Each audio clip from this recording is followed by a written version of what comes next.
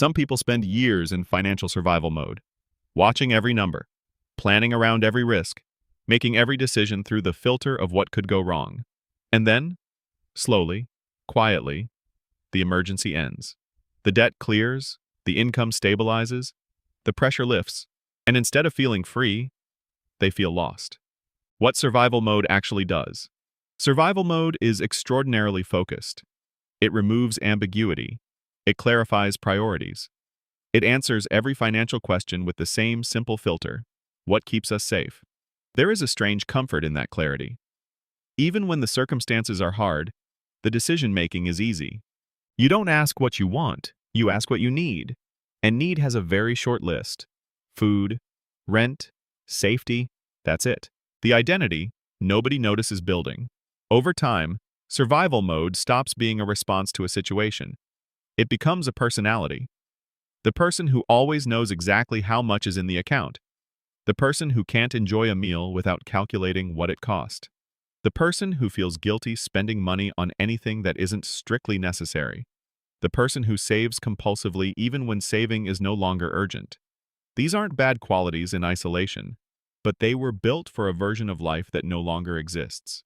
And carrying them forward into a life that no longer requires them creates a strange kind of suffering.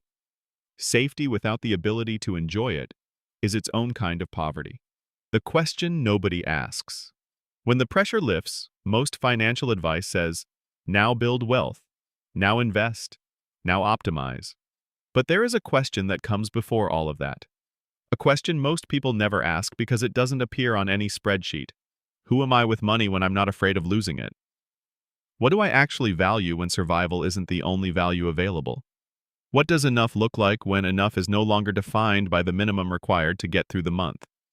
These questions don't have quick answers. But without them, people in post-scarcity often do one of two things. They keep living as if the emergency is still happening, or they overcorrect and spend in ways that recreate the pressure they finally escaped. Financial survival is a skill, but it is a skill built for a specific set of conditions. And when those conditions change, when the emergency finally ends, the skill doesn't automatically update. The identity doesn't automatically update. The relationship with money that was forged under pressure doesn't know how to exist without it. Learning to live financially after the emergency is over is its own education, quieter than the one that came before, less urgent, less clear, but in many ways, more important, because surviving was never the goal. It was just the beginning.